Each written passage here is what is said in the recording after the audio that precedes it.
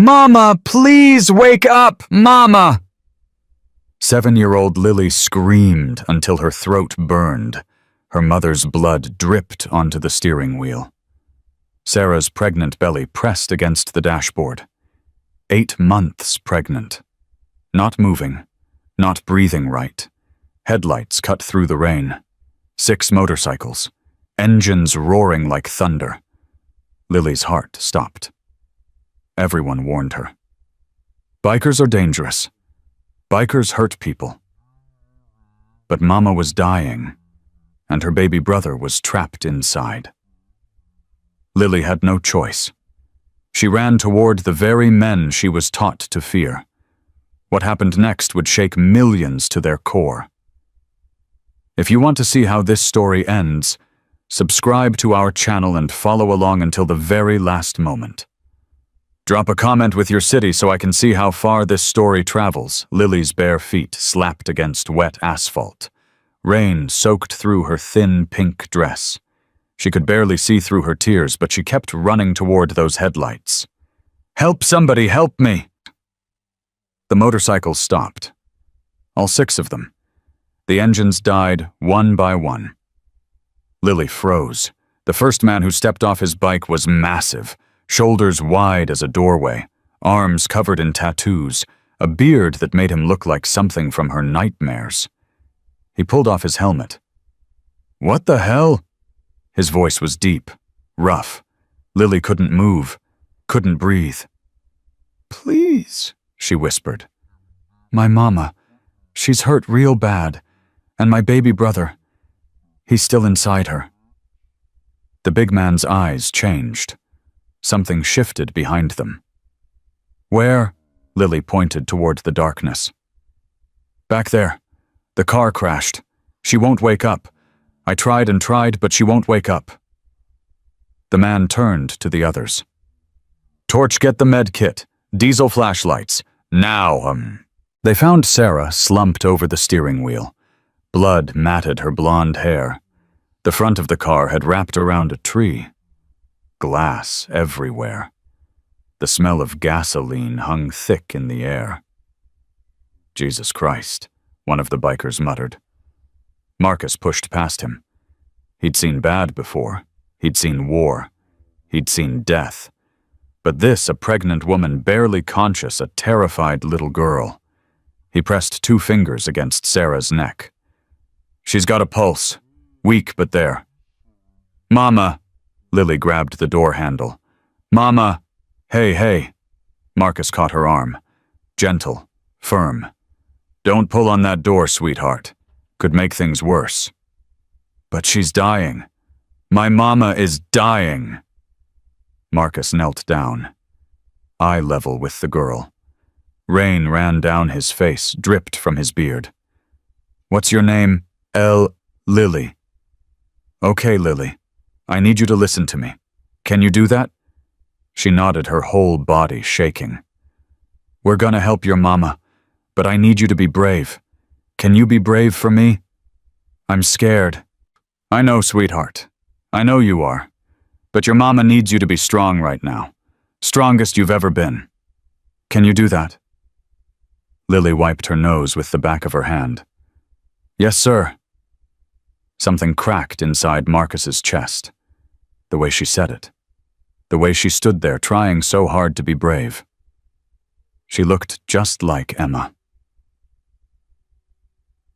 Doc, get over here, Marcus shouted. A wiry man with gray streaking his ponytail rushed forward. Former Army medic, 20 years in the service. Now he rode with the Iron Guardians, because he couldn't stand the silence of civilian life. Talk to me, Doc said, pulling on latex gloves. Pregnant. Looks about 8 months. Head trauma.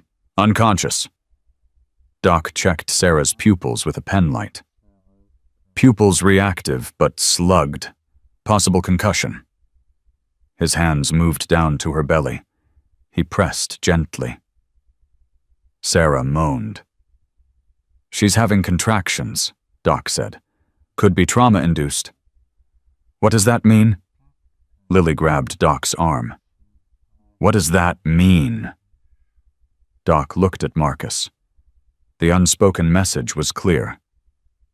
This is bad. It means we need to get her to a hospital, Marcus said. Right now. Nearest hospital is 40 miles, Diesel said. He was checking his phone. And I got no signal. Nothing. Storm knocked out the towers, another biker added. Marcus looked at the car, at Sarah, at little Lily standing there with her fists clenched, trying so hard not to cry. 40 miles. No phone. No way to call for help. We take her ourselves, Marcus said. On the bikes. Diesel's eyes went wide. Brother, she's pregnant. She's bleeding. She's dying if we don't. Marcus's voice cut through like a blade. You want to stand here and debate while a baby dies inside his mother? Silence. That's what I thought. Torch, get me that blanket. Diesel, you and Hawk are going to stabilize her between your bikes. Doc rides close, monitors her the whole way. Grim, you take the girl. What about you, Bear? Grim asked. Marcus looked at Lily, at those big, terrified eyes staring up at him. She rides with me. Lily watched them work. These big, scary men with their leather jackets and tattoos. They moved fast. They worked together, like they'd done this before. Is she gonna die? Lily asked no one in particular. The one called Doc looked at her. His face was kind beneath the rough exterior.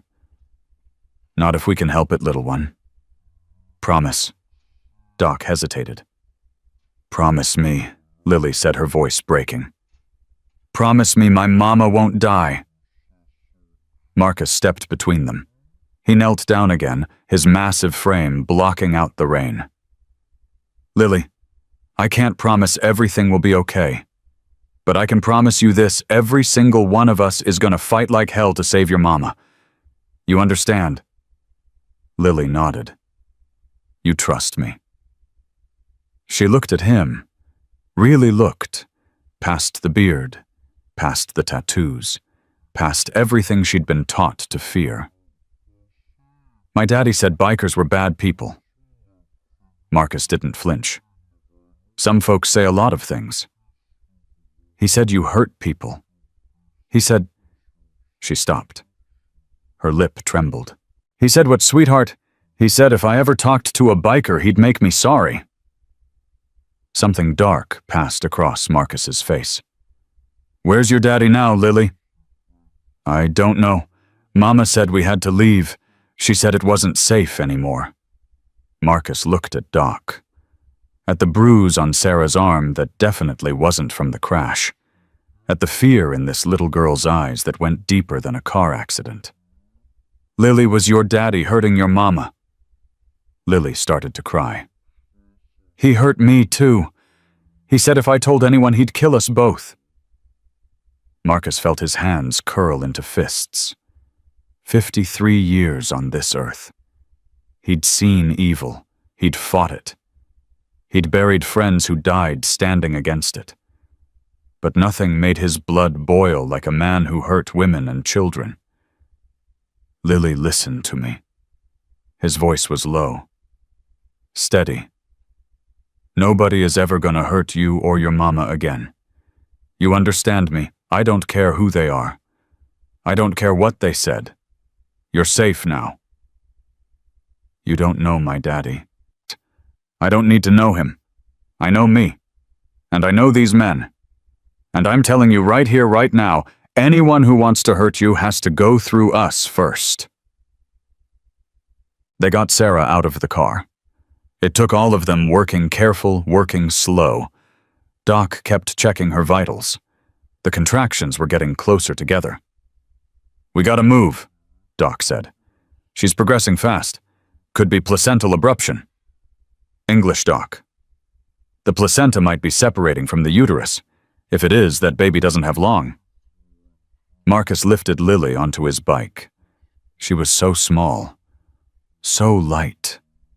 She wrapped her arms around his waist and he felt her trembling. You ever ridden a motorcycle before, Lily? No, sir. Just hold on to me. Don't let go no matter what. Can you do that? Yes, sir. And Lily, "Yeah, stop calling me sir. Name's Marcus, but everyone calls me Bear. Because you're big like a bear." Despite everything, Marcus almost smiled. "Yeah, sweetheart, because I'm big like a bear." They rode into the storm, 6 motorcycles cutting through the darkness. Rain hammering down, lightning splitting the sky. Sarah was secured between Diesel and Hawk, their bikes riding side by side, her body held in place by straps and blankets. Doc rode close behind, watching every breath she took. Lily pressed her face against Marcus's back. She could feel his heart beating. Steady. Strong. "Bear, yeah. Are you scared?" He thought about lying, thought about telling her everything was fine. But this kid had been lied to enough. "A little bit," he admitted. "Me too." "That's okay. Being scared means you care. Nothing wrong with caring. My daddy said crying was for babies." "Your daddy sounds like he doesn't know much." Lily was quiet for a moment. Then, "Bear, yeah. I'm glad you found us." Marcus blinked against the rain, against the sting in his eyes that had nothing to do with water. "Me too, Lily. Me too." 10 miles in, Sarah started screaming. "Doc!" Diesel shouted. "She's waking up!" Doc pulled alongside. Sarah's eyes were open now, wild with fear and pain. "What's happening? Where's Lily? Where's my daughter? Mama!" Lily tried to turn around on Marcus's bike. "Mama, I'm here!" "Baby, you're okay. You're gonna be okay." Sarah's voice cracked. Then she saw the men surrounding her. The leather. The tattoos. Who are you people? What are you doing to me?" "Ma'am, we're helping you," Doc said. "Your car crashed. You're injured and in labor. We're taking you to the hospital." "Labor? No. It's too early. It's too—" A contraction hit her. She screamed. "Mama!" "Lily, stay with Bear," Marcus commanded. "Your mama needs you to stay calm." "But she's hurting." "I know, sweetheart. Doc's gonna take care of her. But if you panic, she'll panic worse. You understand?" Lily buried her face against his back. She was crying, but she stopped screaming.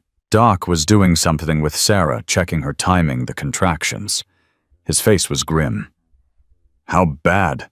Marcus asked when he pulled close. "Bad. Contractions are 2 minutes apart. We're not going to make it to the hospital in time." "We have to make it. I'm telling you the math, Bear. This baby is coming. Maybe 20-30 minutes. Then we ride faster." Sarah was in and out of consciousness. The pain came in waves, each one worse than the last. She kept calling for Lily, kept asking where she was. "She's safe, ma'am," Diesel told her for the 10th time. "She's riding with Bear. Safest place she could be." "Bear? Our president. Big guy. Scariest looking man you ever saw, but gentle as a lamb with kids." Sarah laughed through her tears. "Sounds like a children's book." "Yeah, well, don't tell him that. He's got a reputation to protect." "Why are you helping me?" Diesel was quiet for a moment. "Because that's what we do, ma'am. We protect people who can't protect themselves." "But you don't even know me." "Don't need to know you. You needed help. We were there, simple as that." Sarah closed her eyes. "My husband, my ex-husband, he always said bikers were scum." "Lot of people say that. He was wrong." Diesel smiled beneath his helmet. "Yeah, ma'am. He was." 15 miles to go. Marcus pushed the bike harder. Rain blurred his vision. Wind cut through his leather jacket. But he kept going. Had to keep going. Lily's arms tightened around him. "Bear, yeah, Can I tell you a secret? Sure, sweetheart. I prayed for an angel to come save us. When Mama's car crashed and she wouldn't wake up, I prayed so hard. I asked God to send an angel. Marcus didn't know what to say. And then you came, Lily said. You and your friends. You came. Something broke inside Marcus Thompson. Something that had been frozen for 5 years since the night he got the call about Emma. Since the drunk driver. Since the funeral, where he'd stood dry-eyed, because if he started crying, he knew he'd never stop. Lily, I'm not an angel. I know. You're better. Angels have wings. You have a motorcycle. 12 miles out. Doc's voice crackled through the storm. Bear, we've got a problem. Marcus slowed. Doc was waving frantically. What is it? The baby's in distress. Heart rate's dropping. We need to stop. Stop. We're in the middle of nowhere. If we don't, that baby dies. It's that simple. Marcus looked around. Rain. Darkness. Nothing but empty road in every direction. Then he saw it. A faint light in the distance. A building of some kind. There, he pointed. What is that? Diesel squinted. Looks like an old church. Been abandoned for years. Not anymore? Head for it, now. The church was barely standing. Roof half collapsed. Stained glass windows shattered. But it was shelter. They carried Sarah inside, laid her on a pew covered with blankets. Bear, I need light, Doc said. Lots of it. Diesel torches. Grim, check if there's power. Hawk, get me water. Anything you can find. They scattered. Sarah grabbed Marcus's hand. Her grip was surprisingly strong. Where's Lily?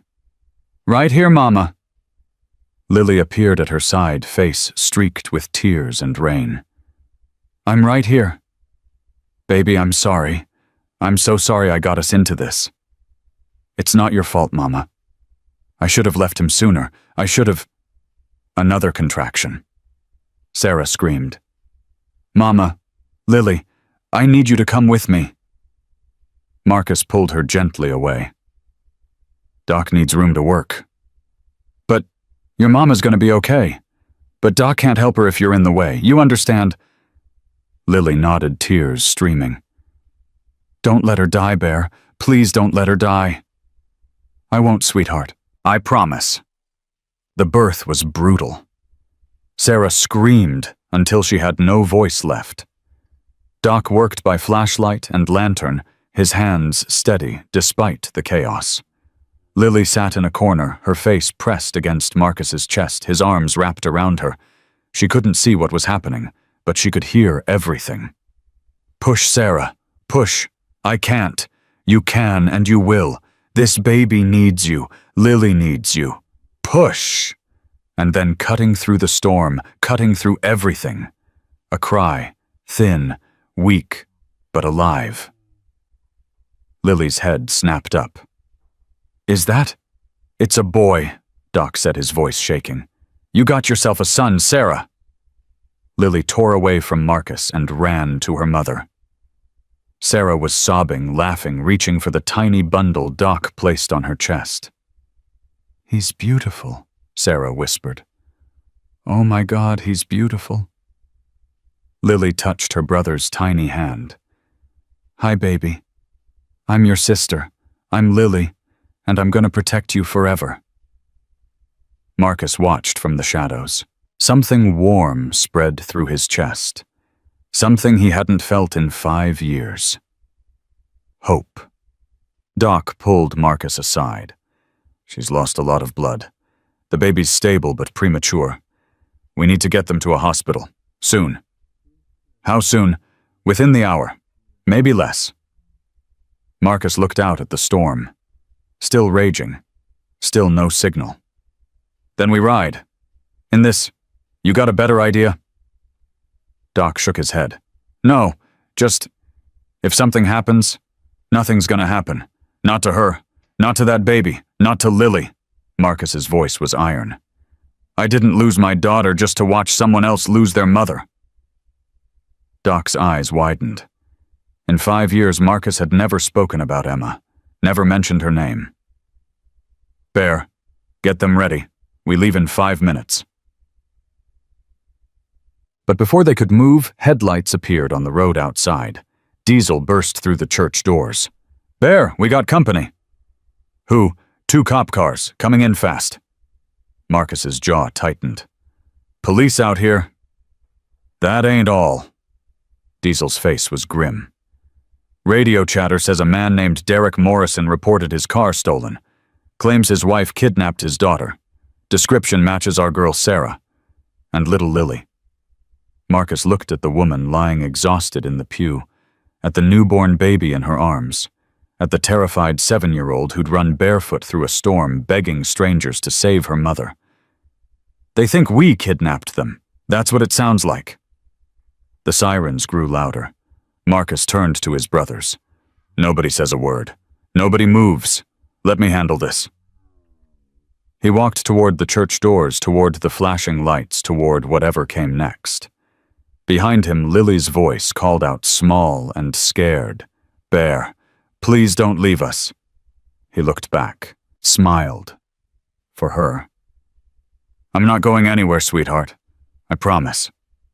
Then he stepped out into the storm to face the police. Marcus walked straight toward the flashing lights. Rain hammered his face. 2 sheriff's deputies stepped out, hands on their weapons. "Stop right there. Hands where I can see them." Marcus raised his hands slowly. "Easy, officers. We got an emergency situation here. We know exactly what kind of situation you got." The older deputy, a man with silver hair and hard eyes, stepped forward. "Got a report of a stolen vehicle. Woman inside kidnapped a child. And now we find you and your biker buddies in an abandoned church with them.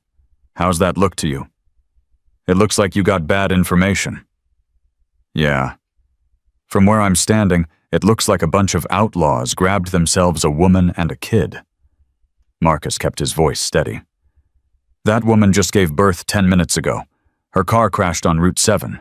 We found her and her daughter, brought them here because the baby was coming too fast. You want to arrest someone? Arrest me. But get an ambulance here first." The younger deputy hesitated. "Birth. She gave birth. In there, right now. Mother lost a lot of blood. Baby's premature. They need a hospital." The older deputy wasn't buying it. "Nice story. Let me guess you're the hero in this one." "I'm not a hero. I'm just a guy who wasn't going to let a pregnant woman die on the side of the road."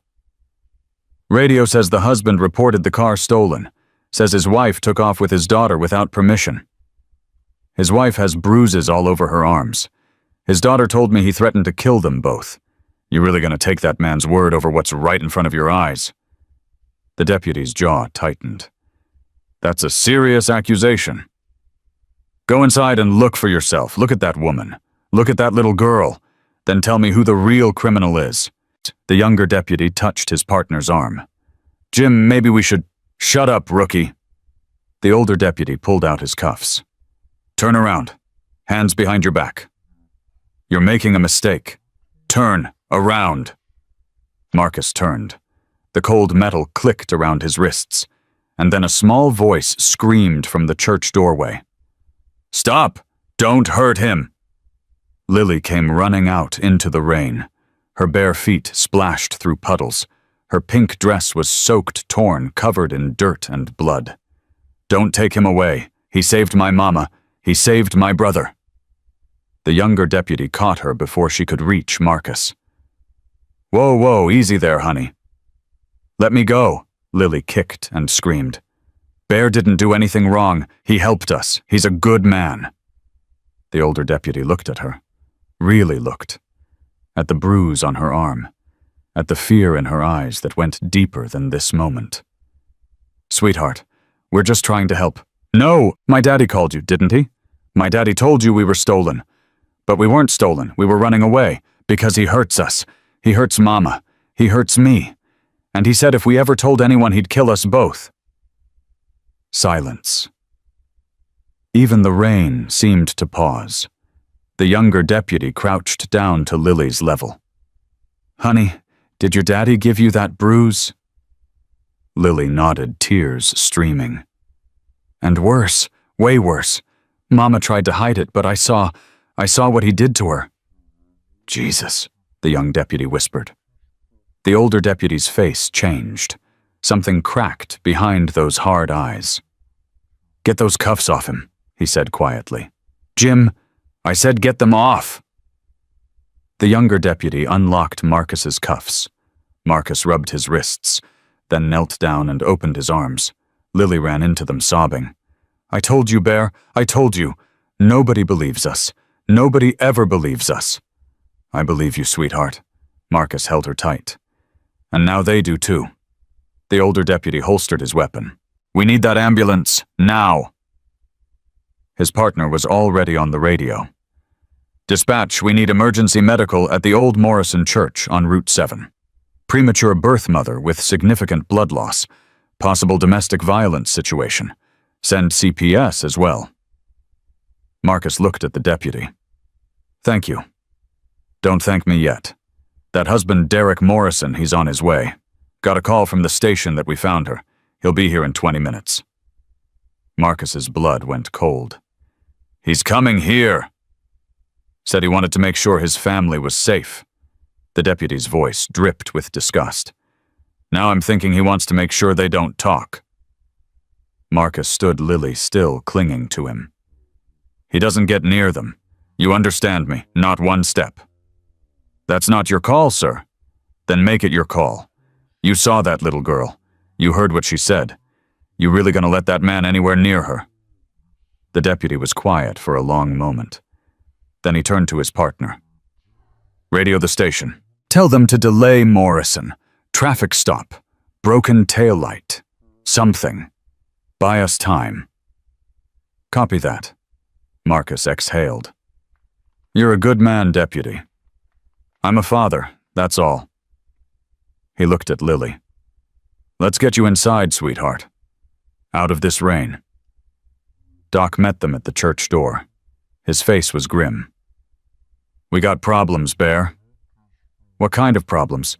"Sarah's bleeding again. Internal, I think. And the baby, his breathing's not right. They need a hospital yesterday."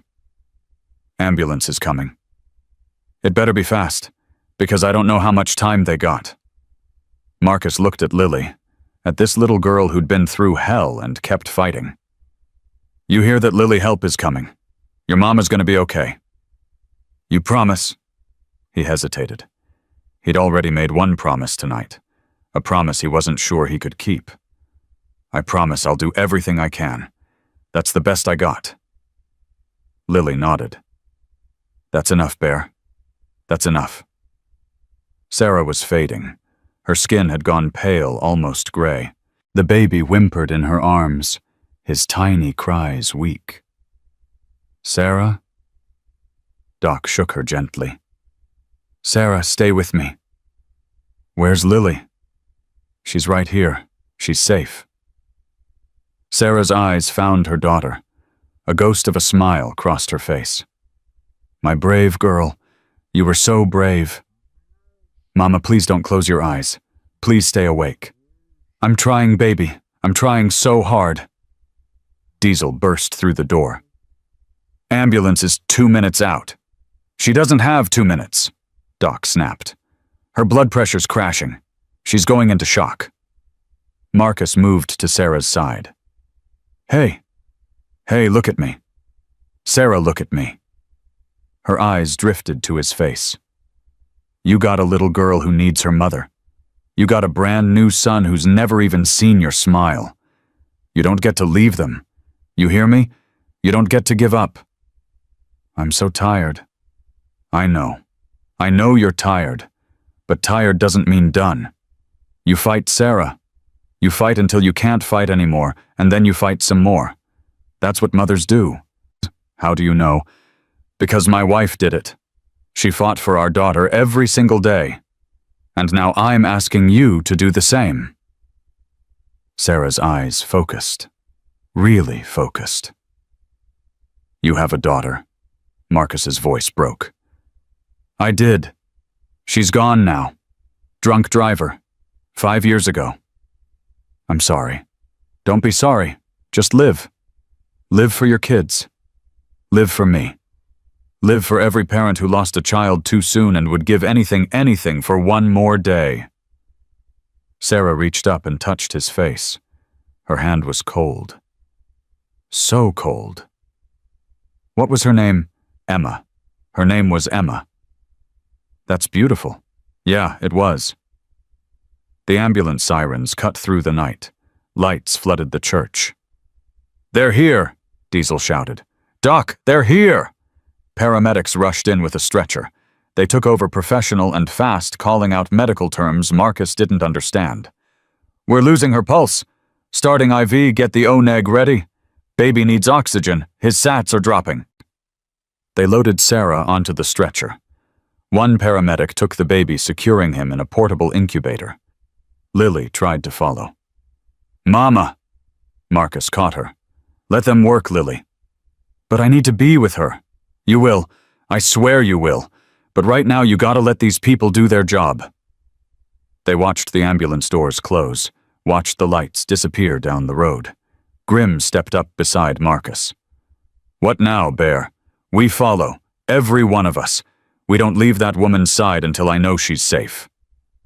And if the husband shows up, Marcus's eyes went hard. Then he deals with me. They reached the hospital 15 minutes later. 6 motorcycles pulling into the emergency bay. Nurses stared. Security moved forward. Sir, you can't park those here. My friend just came in by ambulance. Pregnant woman, premature birth, severe blood loss. Where is she? Sir, I need you to. Where is she? A doctor emerged from the trauma bay. Young, calm professional. Are you family? Close enough. That little girl's mother. What's happening? The mother is being prepped for emergency surgery. She has internal bleeding that we need to stop. The baby is in the NICU. He's stable, but critical. And the girl, Lily, 7 years old, came in with her mother. She's in the waiting room. Social services is on their way. Social services? Marcus's voice sharpened. Why? Standard procedure in domestic violence cases. The deputies reported the child's statement about abuse. She needs to be with people she trusts, not strangers in suits asking questions. Sir, I understand your concern, but no, you don't understand. Marcus stepped closer. That little girl just watched her mother nearly die. She just saw her baby brother born in an abandoned church. She's scared and alone, and the last thing she needs is some bureaucrat treating her like a case file. The doctor studied him. Who are you to her exactly? I'm the man who found her screaming for help on the side of the road. I'm the man who promised her I wouldn't let anything bad happen. And I'm the man who keeps his promises. Silence. The doctor glanced at the nurses, at the security guards, at the row of bikers standing behind Marcus like a wall. Waiting room. Down the hall, second left. I'll tell social services she has supervision. Marcus nodded. Thank you. He found Lily curled up in a plastic chair, her knees pulled to her chest. She looked up when he walked in. Bear. She ran to him. He caught her, lifted her up, held her close. I'm here, sweetheart. I'm right here. They took Mama away. They took my brother. Nobody tells me anything. Your mama's in surgery. They're fixing her. Your brother's being looked after. He's gonna be fine. How do you know? Because these doctors are good at what they do, and because your mama's the toughest woman I've met in a long time. Lily buried her face in his shoulder. Bear, can I tell you something? Anything. I'm glad my daddy's not here. I know that's bad. I know I should want my daddy. But I don't. I don't want him anywhere near us ever again. That's not bad, Lily. That's smart. And you know what? He's not gonna hurt you anymore. I'll make sure of that. How? I just will. You trust me. She pulled back and looked at him. 7 years old. Eyes too old for her face. Yeah, Bear. I trust you. Then trust me on this. Okay. The waiting room doors slammed open. Every biker turned. Every muscle tensed. A man stood in the doorway. Tall, clean-cut, expensive jacket. The kind of guy who smiled for photographs and hit women when no one was looking. Derek Morrison had arrived, and he was staring straight at Lily. "There's my little girl!" Lily screamed. She scrambled behind Marcus, her fingers digging into his leather jacket, her whole body shaking. No, keep him away! Keep him away from me." Derek's smile didn't waver. "Now, honey, is that any way to greet your father? I've been so worried about you." Marcus stepped forward, put himself between Derek and Lily. "That's close enough." "Excuse me." Derek's eyes narrowed. "Who the hell are you?" "I'm the man who's telling you to stay back." "Stay back from my own daughter? I don't think so. Step aside." "Make me." Derek laughed, but there was no humor in it. "Do you have any idea who I am? I could have you arrested. I could have all of you arrested. Kidnapping, endangerment. The only criminal I see here is you, Morrison." "Funny, that's not what the law says. I have custody, full custody. That woman—" He spat the word, "stole my child, and you helped her. That woman is fighting for her life because of you. She was running for her life, and this little girl, she's got bruises on her arms that match your hands. So don't stand there playing the victim. We all know what you are." Derek's mask slipped, just for a second, just long enough to show the monster underneath. "You're making a very big mistake. Only mistake I ever made was not finding your wife sooner. Maybe then she wouldn't be in surgery right now." Derek's jaw clenched. "Where's my son? Your son? Sarah was pregnant. Where's the baby?" Marcus felt Lily's grip tighten, felt her terror through his jacket. "That baby is none of your concern. He's my child. He's a child you were never going to meet if Sarah had anything to say about it. She was leaving you. She was running as far and as fast as she could. And you know why, because she knew what you'd do to those kids. She knew the man you really are." Derek stepped closer, close enough that Marcus could smell his cologne, could see the rage burning in his eyes. "I want my daughter. I want my son. And I want them now. You're not getting them. We'll see what the police have to say about that. The police already know.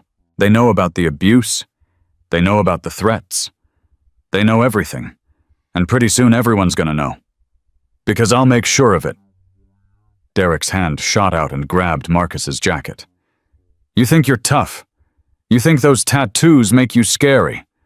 I own people, old man. Judges, lawyers, politicians. I can make your life disappear." Marcus didn't flinch. "Let go of me. Or what? Or I'll break every finger on that hand, and then I'll break the other one just to make a point." Behind Derek, Diesel, and Grimm moved forward. 200 pounds each. Faces like stone. Derek looked at them. Looked at the other bikers spreading out across the waiting room. Looked at the security guards who weren't moving to help him. Slowly, he released Marcus's jacket. "This isn't over. You're right. It's just beginning. And by the time it's done, everyone's gonna know who you really are." Derek's smile returned. Cold. Dead. "You don't know what you're dealing with." "Neither do you." 2 police officers entered the waiting room, the same deputies from the church. "Derek Morrison." Derek straightened his jacket, composing himself instantly. "Yes, officers. Thank God you're here. These men have been threatening me. They've kidnapped my daughter and— Sir, we need you to come with us." "Excuse me. We have questions about reported incidents of domestic violence. We'd like you to come to the station voluntarily, unless you'd prefer we do this differently." Derek's face went white. "This is absurd. My wife is the one who stole my car, took my child. Sir, the station, now." For a long moment, Derek didn't move. His eyes found Lily still hiding behind Marcus. Something passed across his face. A promise, a threat. "This isn't over, Lily. Remember that. This isn't over." Then he let the officers lead him away. Lily collapsed against Marcus, sobbing. "He's gonna come back. He always comes back. He always finds us." Marcus knelt down, took her face in his hands. "Lily, look at me. Look at me." She looked. "I told you before, anyone who wants to hurt you has to go through me. That hasn't changed. That's never gonna change. I don't care how much money he has. I don't care who he knows. He's not touching you or your mama or your baby brother. Not now. Not ever." "You mean it. I swear on my daughter's grave. You're safe now." 3 hours passed. The bikers waited. Nobody left. Nobody complained. They drank bad coffee and said nothing and watched the surgery doors like their lives depended on it. Lily fell asleep in Marcus's arms, exhausted beyond words. Doc sat beside him. "Hell of a night, Bear." "Yeah, you did good. With the girl, with all of it. Wasn't about doing good. Was about doing right. Same thing, isn't it?" Marcus looked down at Lily, at her small hands clutching his jacket, at the piece on her face, the first piece she'd probably known in years. "Emma would have liked her," he said quietly. Doc went still. "Bear, she would have tried to adopt her on the spot. Would have driven me crazy with it. Daddy, she needs us. Daddy, we can't leave her." "She had your heart. She was my heart. And when she died," Marcus's voice broke, "I thought I didn't have one anymore. Thought it was buried with her." He looked at Lily again. "Maybe I was wrong." The surgery doors opened. The doctor from earlier walked out. Her face was tired, but calm. "The mother's out of surgery. We stopped the bleeding. She's going to need time to recover, but she's going to make it." Lily stirred in Marcus's arms. "Mama, your mama's okay, sweetheart. She's gonna be okay." Lily started crying. Different tears this time. Relief. Joy. The kind of tears that heal instead of hurt. "Can I see her? Please, can I see her?" The doctor hesitated. "She's still unconscious. It might be a few hours before—" "Please, I won't wake her up. I just want to see her. I just want to hold her hand." Marcus looked at the doctor. "She just watched her mother almost die. She needs this." The doctor softened. 5 minutes, that's all. They walked down the hall together. Marcus carried Lily because her legs were shaking too hard to walk. Sarah lay in the hospital bed, pale and still but breathing. Monitors beeped steadily. An IV dripped clear fluid into her arm. Lily reached out and took her mother's hand. "Hi, Mama. It's me. It's Lily." No response, but Sarah's fingers twitched. Just slightly. Just enough. "I'm here, Mama. I'm not going anywhere. And neither are you. Bear promised. He promised we'd be safe. And I believe him." She kissed her mother's hand. "I love you, Mama. Wake up soon. Okay? Your little boy is waiting to meet you." Marcus watched from the doorway. Something tight in his chest loosened. Something dark started to lift. Maybe this was why the road had led him here.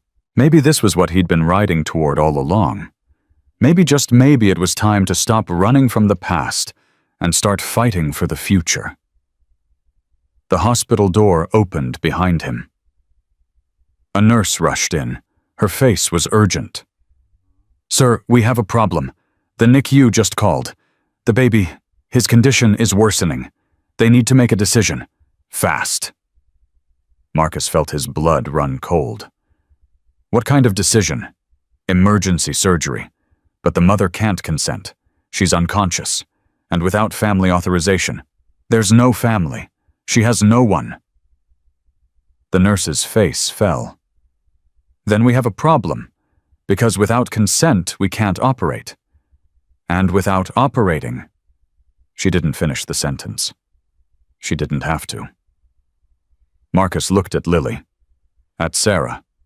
At the monitor showing her weak but steady heartbeat. Then he made a decision that would change everything. I'll sign. Sir, whatever you need, whatever consent form, I'll sign it. I'll take full responsibility. But you're not family. I'm close enough. And if that baby dies because of paperwork, I swear to God I'll tear this hospital apart, brick by brick. The nurse stared at him, at the desperation in his eyes, at the determination that burned behind it. Wait here. She disappeared down the hall. Lily tugged at his sleeve. Bear, what's happening? Marcus didn't answer. He couldn't. Because for the first time in 5 years he was praying again, and he had no idea if anyone was listening. The nurse returned with a hospital administrator. Gray suit, thin glasses, the kind of man who lived by rules and died by paperwork. Sir, I understand you want to help, but the law is clear. Without next of kin, that baby is dying. Marcus's voice was low, dangerous. Right now, while we stand here talking about laws and forms, a newborn child is fighting for his life. You gonna let him die because of a signature? It's not that simple. Yeah, it is. It's exactly that simple. Either you let me sign or that child dies. There's no middle ground here. The administrator shifted uncomfortably. If something goes wrong during surgery, if the mother wakes up and disputes the consent, then I'll take the blame, all of it. Put my name on every piece of paper you've got. I'll deal with the consequences. You could be held liable, legally, financially. I don't care. Marcus stepped closer. You got kids. The administrator blinked. That's not relevant. Answer the question. You got kids? I have 2 daughters. Then imagine one of them on that table. Imagine she's got no one to speak for her, no one to fight for her. Would you stand here talking about liability, or would you do whatever it took to save her? Silence. The administrator looked at the nurse, at Marcus, at Lily, who was watching from the doorway with tears streaming down her face. Get me the forms. Sir, get the forms. Marcus signed everything they put in front of him. His hand didn't shake. His eyes never wavered. The surgery will take about 2 hours, the doctor said. We'll update you as soon as we can. I'll be here. Sir, there's something else you should know. What? The baby. Even if the surgery is successful, he may have long-term complications. He was born 8 weeks early. His lungs aren't fully developed. There could be developmental delays, health issues. He'll have a chance. That's what matters. He'll have a chance to fight. The doctor nodded slowly. Yes, he will. They wheeled the tiny incubator down the hall. Marcus watched until it disappeared through the double doors. Lily slipped her hand into his. You saved him, Bear. Not yet. The doctors are saving him. I just signed some papers. That's not true. You gave him permission to live. That's the same thing. Marcus looked down at this 7-year-old girl who kept saying things that hit him like punches to the chest. When did you get so smart, Lily? Mama says I was born old. She says I came out with worried eyes. I believe it. They walked back to Sarah's room together. She was still unconscious, still pale, but the monitors showed steady improvement. Doc met them at the door. Bear, we got a situation. What now? Derek Morrison. He's back. Marcus felt every muscle in his body tense. He's supposed to be at the police station. Posted bail. His lawyer got him out in under an hour. Now he's downstairs in the lobby demanding to see his wife and children. Hospital security is stalling, but they can't hold him forever. Where are the cops? On their way. But Bear, he's got a court order. A what? Emergency custody order. His lawyer filed it an hour ago. Some judge signed off on it. He's got legal authority to take Lily right now. Lily's grip on Marcus's hand turned to iron. No, you can't let him take me. Please, Bear. Please. Marcus knelt down. Listen to me. Nobody is taking you anywhere. You understand I don't care what papers he's got. But you said, I know what I said about the law. This is different. Some laws protect people. Some laws protect monsters. And when a law protects a monster, you don't follow it. You fight it. How? I don't know yet. But I'll figure it out. Grim appeared in the doorway. Bear, he's coming up. Security couldn't stop him. Marcus stood. Dieselhawk, stay with Sarah and Lily. Nobody gets in this room without going through you. And you, I'm gonna have a conversation. Marcus walked down the hallway toward the elevator. His boots echoed on the tile floor. His brothers fell in behind him, a wall of leather and muscle. The elevator doors opened. Derek Morrison stepped out, flanked by two men in expensive suits. Lawyers, probably. Behind them, a woman with a clipboard. Social services. Ah, the biker. Derek's smile was ice. Still playing hero. Still pretending to be human. Derek's smile flickered. I have a court order granting me temporary custody of my daughter. I suggest you step aside before you make this worse for yourself. Temporary custody means nothing when CPS is investigating you for abuse. The investigation will find nothing, because there's nothing to find. Your daughter has bruises on her arms. Your wife is in a hospital bed because she was running from you. You really think a judge is going to ignore that? Derek stepped closer. I think judges can be persuaded. I think evidence can be explained. And I think a 7-year-old's testimony can be discredited. Marcus felt his hands curl into fists.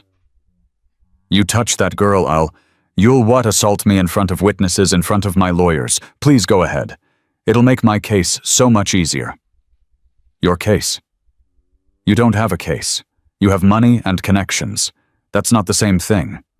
In this country, it might as well be. The social worker stepped forward. Her face was tight, uncomfortable. Sir, I need to speak with the child. It's protocol. Protocol? Marcus turned on her. That man beat his wife and daughter. He terrorized them for years. Now he's here with a court order, and you're talking about protocol. I understand your concern, but do you really? Because from where I'm standing, it looks like the system is about to hand a little girl back to her abuser. Is that what protocol is supposed to do? The social worker hesitated. Something flickered in her eyes. Doubt. Conscience. The court order is temporary, she said quietly. It doesn't determine final custody, if there's evidence of abuse. There's plenty of evidence. You just have to look. I intend to. But right now I need to assess the child's well-being. Alone. She's terrified. She hasn't slept in 24 hours. She just watched her mother almost die, and her baby brother get rushed into emergency surgery. You really think now is the time to interrogate her? Derek laughed. Interrogate? She's interviewing a child, not conducting an inquest. Unless, of course, you've coached the girl to say certain things. Marcus stepped forward so fast that Derek's lawyers flinched. I didn't coach her. I didn't have to. Because the truth doesn't need coaching. The truth speaks for itself. And when that little girl talks to CPS, the truth is gonna bury you. Derek's mask slipped again, just for a second. But Marcus saw it. The rage underneath. The monster he kept hidden from the world. We'll see about that. He pushed past Marcus, heading for Sarah's room. Marcus grabbed his arm. I told you, you don't go near them. Let go of me. Make me. Derek's lawyers rushed forward.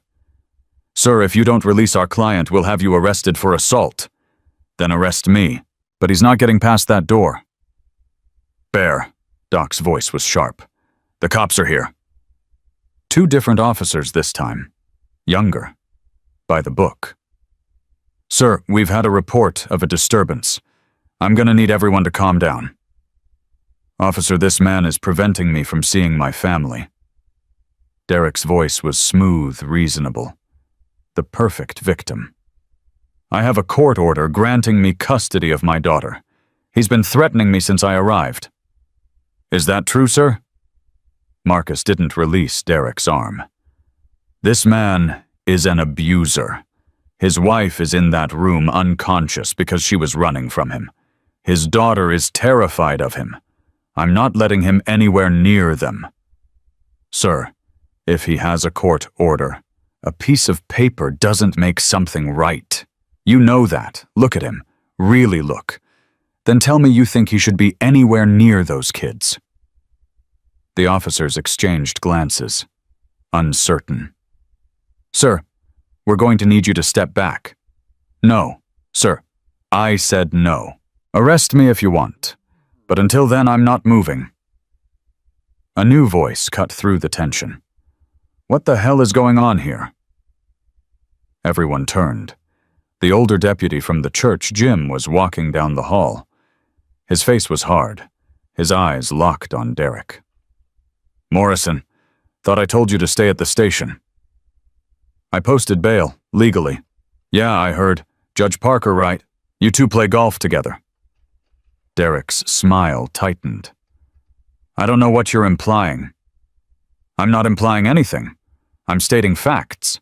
You got a judge to sign an emergency custody order an hour after you were detained for domestic violence. That's not justice. That's corruption.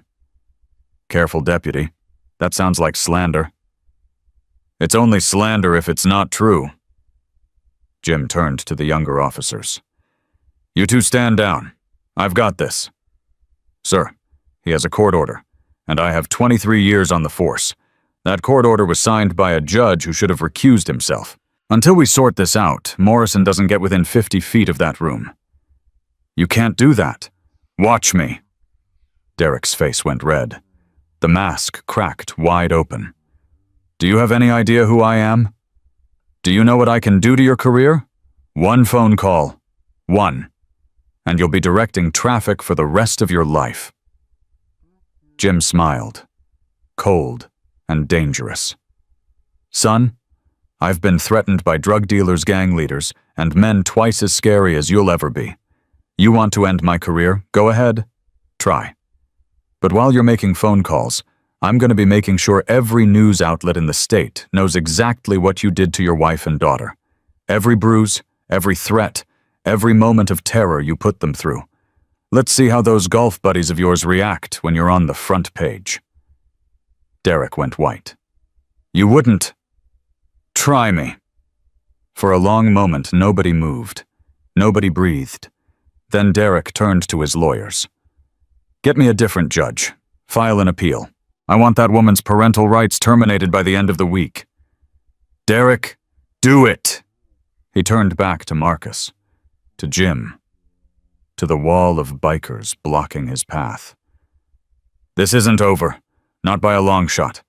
I'll have my children, and when I do, I'm going to make sure everyone who stood against me pays for it. He walked away. His lawyers hurried after him. Silence. Jim let out a breath. That was close.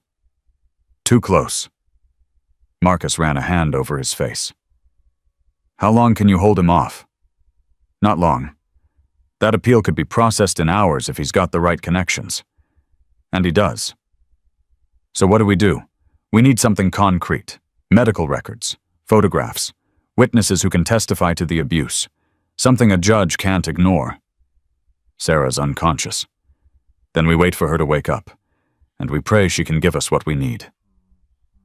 Marcus looked back at the room where Lily waited, where Sarah lay unconscious, where a tiny baby was fighting for his life in surgery. I don't pray deputy. Not anymore. Maybe it's time to start again. 2 hours passed, the longest 2 hours of Marcus's life. He sat outside the NICU watching the clock. Lily slept in the chair beside him, exhausted beyond measure. Doc and the others took shifts rotating between Sarah's room and the waiting area. Finally, a surgeon emerged. Mr. Thompson. Marcus stood so fast the chair nearly fell over. How is he? The surgery was successful.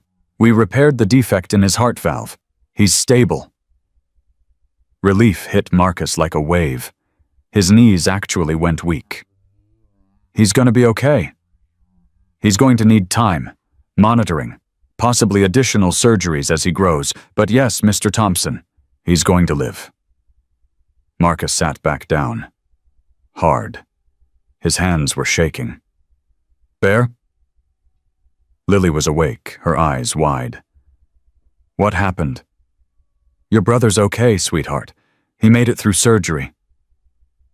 Lily burst into tears. Not sad tears. Not scared tears. Joy. Pure, overwhelming joy. Can I see him? Please, can I see him? The surgeon smiled. I think that can be arranged, but just for a few minutes. He needs his rest. They walked to the NICU together. Through the glass, Marcus could see the tiny form in the incubator. Wires and tubes everywhere, so small, so fragile, but breathing, fighting. He's beautiful, Lily whispered. Yeah, he is. What should we name him? Marcus looked at her. That's for your mama to decide. I know, but I was thinking, maybe, Marcus, like you. Something cracked in Marcus's chest. Something that had been frozen for 5 years. Lily, I'm just some guy who happened to be on the same road. You don't have to.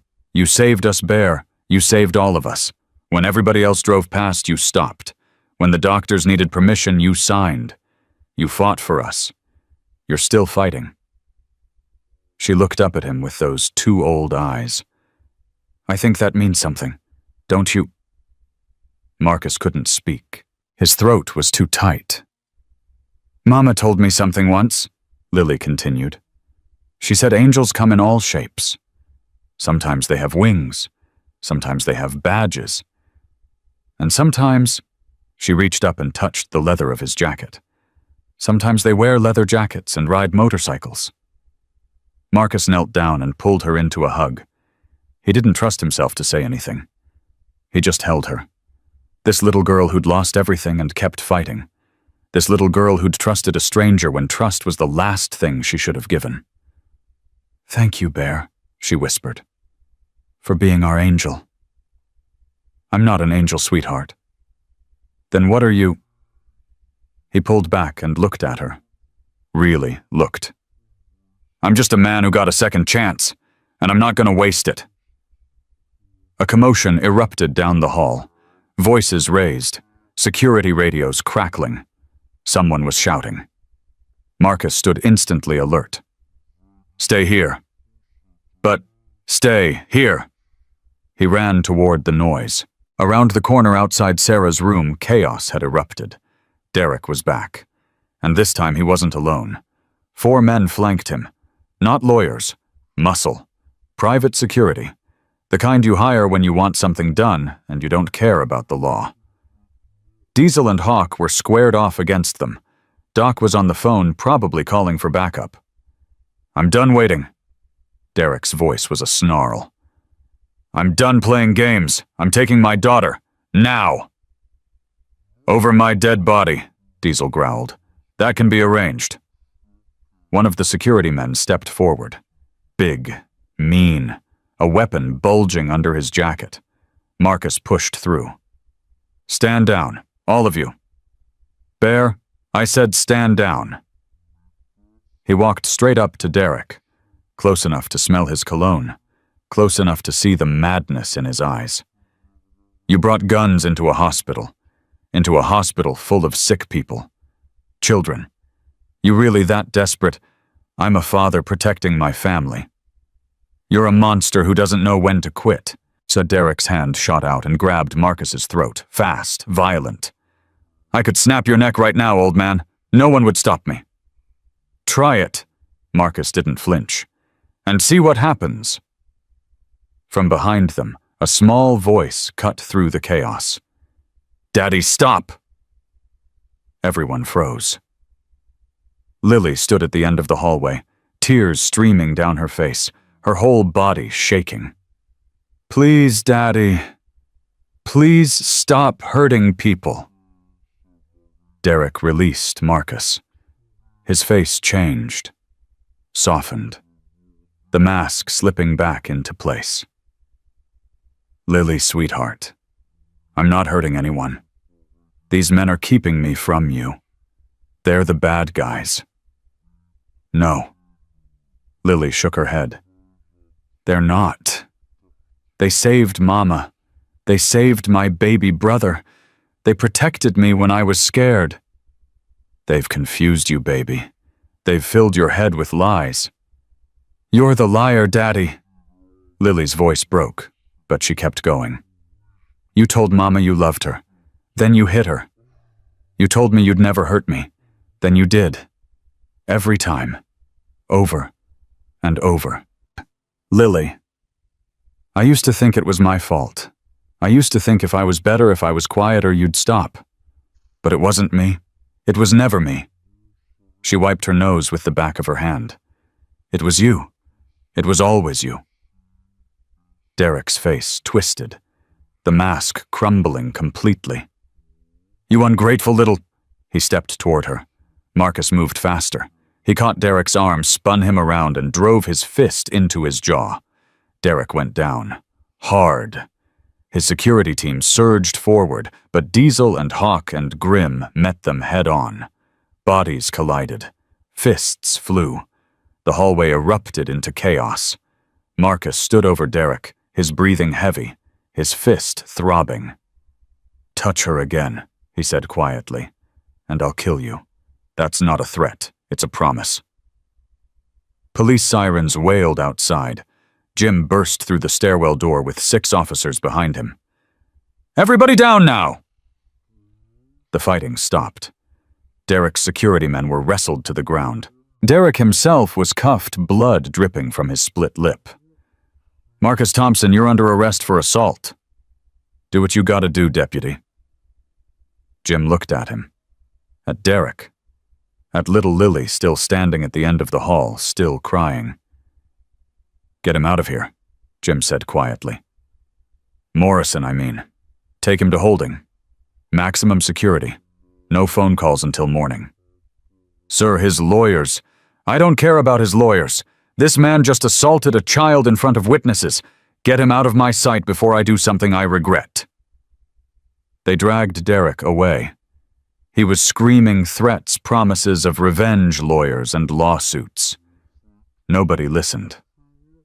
Jim walked over to Marcus. You okay? I'll live. That was stupid. Heroic, but stupid. Story of my life. Jim looked toward Lily. Someone should check on her. But Marcus was already walking, already kneeling, already opening his arms. Lily ran into them.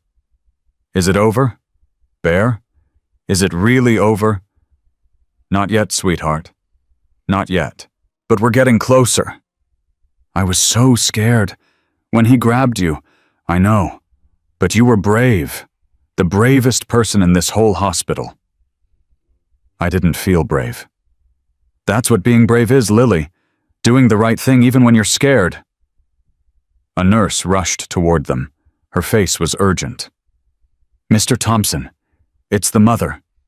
Sarah, she's waking up. Marcus looked at Lily, at her tear-streaked face, at the hope that bloomed in her eyes. Mama? Yeah, sweetheart. Your mama's waking up. They ran toward the room together, through the chaos, through the aftermath. Sarah's eyes were open, confused, afraid. Where am I? Where's Lily? Where's my baby? Lily rushed to her side. I'm here, Mama. I'm right here. Oh, God. Oh, thank God. Sarah pulled her daughter close, sobbing. I thought I lost you. I thought, you didn't lose me. Bear saved us. He saved all of us. Sarah looked up. At the big man in the leather jacket standing in the doorway. At the bikers gathered behind him. At the chaos in the hallway beyond. Who are you? Marcus walked forward slowly. I'm the one who found your daughter screaming on the side of the road. I'm the one who brought you here. And I'm the one who's going to make sure you never have to run again. Sarah stared at him. At the tattoos. At the beard. At everything she'd been taught to fear. Then she looked at Lily. At the trust in her daughter's eyes.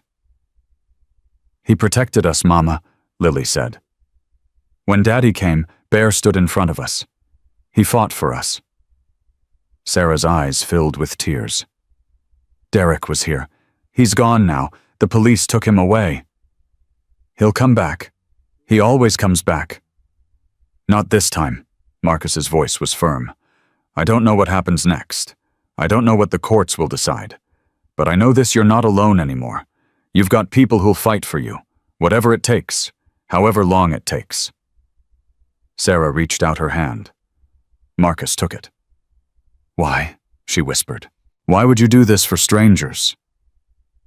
Marcus was quiet for a long moment. When he spoke, his voice was rough with emotion. 5 years ago, I lost my daughter. Drunk driver. She was 9 years old, and for 5 years I've been asking myself why. Why her, why us? What was the point of any of it? He looked at Lily, at the baby fighting for his life down the hall, at Sarah, battered but alive. Maybe this is why. Maybe I was supposed to be on that road, supposed to hear your daughter scream, supposed to stop when everyone else kept driving. You believe in fate. I don't know what I believe, but I know I'm here, and I'm not leaving. Sarah squeezed his hand.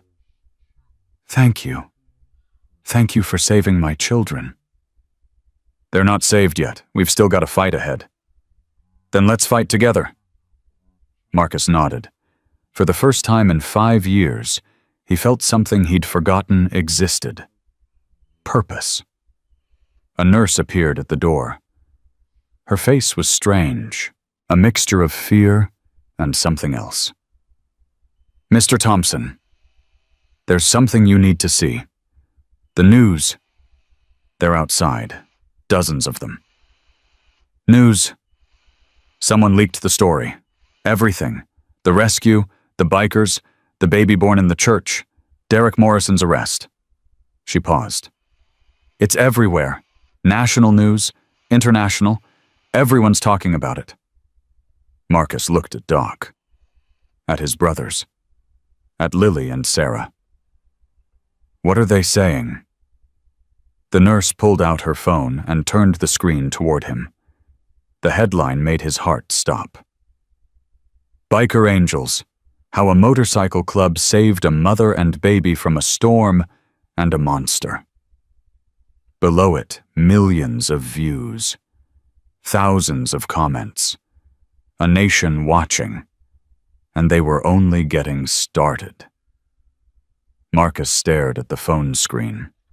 The numbers kept climbing. 5 million views. 6 million. Comments flooding in from every corner of the world. Bear. Doc's voice was quiet. You seeing this? Yeah, I'm seeing it. What do we do? Marcus handed the phone back to the nurse.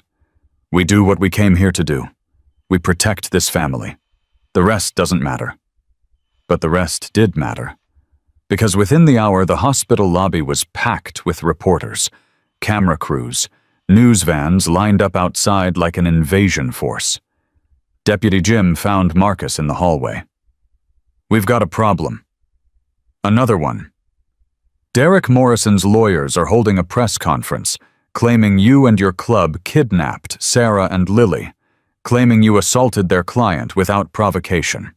They're painting you as the villain. Let them paint. Truth always wins. Does it?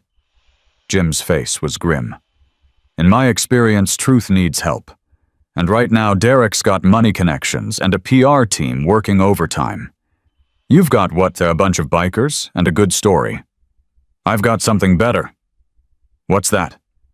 I've got witnesses. I've got a 7-year-old girl who'll tell anyone who listens what her father did. I've got a mother who's finally awake and ready to fight. And I've got footage. Jim's eyebrows shot up. Footage. Grimm's helmet cam. He was recording the whole ride, the crash site, the church, everything. Derek wants to call us kidnappers. Let's see how that holds up when the world watches us save a woman's life. That footage could change everything. That's what I'm counting on. Marcus walked back to Sarah's room. She was sitting up now, Lily curled against her side. The baby, still unnamed, was being monitored in the NICU, but the doctor said he was improving by the hour. Sarah, we need to talk. About Derek. About everything. His lawyers are trying to flip the story, make us look like the bad guys. If we don't fight back, I'll do it. Sarah's voice was steady, stronger than Marcus expected. Whatever you need. Interviews. Testimony. I'll tell them everything. It won't be easy. They'll drag your name through the mud, call you a liar, a bad mother, an unstable woman who stole her husband's children. Let them try. Sarah's eyes burned. I spent 7 years keeping quiet, 7 years making excuses, 7 years letting him convince me I was crazy, that the bruises were my fault, that no one would believe me if I spoke up. She touched Lily's hair gently. My daughter ran barefoot through a storm to save my life. She trusted strangers because she couldn't trust her own father. If she can be that brave, so can I. Mama, Lily looked up. You're the bravest person I know. No, baby, that's you. It's always been you. Marcus felt something shift in the room, a decision being made, a line being crossed. All right, he said. Then we fight, together. But first we need to get your story out. The real story, before Derek's version becomes the only one people hear. Doc appeared at the door. Bear, there's a reporter downstairs. Says she's from the Times. National desk. She wants an exclusive. Send her up. You sure about this? No, but we're out of options. The reporter's name was Catherine Wells, mid-40s, sharp eyes, the kind of journalist who'd won awards for exposing corruption. Mrs. Morrison, Mr. Thompson, thank you for agreeing to speak with me. Before we start, Marcus said, you should know something. We're not doing this for fame. We're not doing this for attention. We're doing this because a man with money and power is trying to destroy this family, and we won't let that happen. I understand. I've been covering domestic violence cases for 15 years. I know how this works. The abuser controls the narrative. The victim stays silent. The system fails. Catherine leaned forward. But sometimes the victim finds their voice, and when they do, everything changes. Sarah took a deep breath. Where do you want me to start? The beginning. How did you meet Derek Morrison? Sarah closed her eyes. When she opened them, they were wet with tears. I was 23. He was charming, successful. Everyone told me how lucky I was, and I believed them. For a while, I really believed them. When did things change? Our wedding night. He got angry about something small. I don't even remember what. And he hit me, just once. He apologized for hours afterward, bought me flowers, promised it would never happen again. But it did. It always did. Every few weeks then, every few days. He was careful. Never the face. Always places I could hide. And afterward he'd make me feel like it was my fault. Like if I'd just been better, prettier, quieter, he wouldn't have to hurt me. Lily stirred beside her mother. Mama, you don't have to. Yes, baby, I do. Sarah squeezed her daughter's hand. Because if I don't, he wins. And I'm done letting him win. She turned back to Catherine. When I got pregnant with Lily, I thought things would change. I thought becoming a father would fix him. But it made things worse. He wanted a son. When Lily was born, he barely looked at her. Barely held her. She was a disappointment to him from the first moment. And when you got pregnant again, he was obsessed. He'd done some genetic testing, found out it was a boy. Suddenly I mattered again. But only because I was carrying his heir. His legacy. Sarah's voice cracked. That's when I knew I had to leave. Not for me. For my children. I couldn't let my son grow up thinking that's what a man looks like. I couldn't let my daughter grow up thinking that's what love looks like. So you ran. So I ran. 3 nights ago. I packed what I could carry, put Lily in the car, and drove. No destination, no plan, just away. As far and as fast as I could. And then the accident. The deer came out of nowhere. I swerved, lost control. When I woke up, there were strangers standing over me, men in leather jackets, and my daughter was telling me I was safe. Sarah looked at Marcus. I thought I was dreaming, or dead, because in my experience, men don't help. Men don't protect. Men hurt, and take, and destroy. But these men, they saved us. They carried me through a storm. They delivered my baby in an abandoned church. They fought off my husband when he came for us. Mr. Thompson. Catherine turned to Marcus. Why did you stop that night? Why get involved? Marcus was quiet for a long moment. Because I heard a little girl scream for her mother. And I couldn't ignore it. Some people would have. Some people would have kept driving, called 911, left it to someone else. Then some people aren't worth much. Your club has a reputation. Iron Guardians. Some say you're outlaws, criminals. Some people say a lot of things. What matters is what we do, not what people say about us. And what do you do? We protect people who can't protect themselves. We stand up when the system fails. We ride because we're family, and family doesn't abandon each other. Ever. Including strangers. Including women you've never met. Marcus looked at Sarah. At Lily. At this broken, beautiful family that had somehow become his responsibility. Especially them. The interview lasted 2 hours. When Catherine left, she was carrying enough material to destroy Derek Morrison's reputation and rebuild Sarah's life. What happens now? Sarah asked. Now we wait. The story runs tomorrow morning. After that, Derek's lawyers will have a lot harder time spinning their lies. And if it's not enough, then we keep fighting, until it is. Night fell. The hospital grew quiet. Marcus sat in the hallway outside the NICU, watching through the glass as tiny machines kept Sarah's son alive. Footsteps approached. Lily appeared beside him, wrapped in a blanket. Can't sleep. Bad dreams. She climbed into the chair next to him.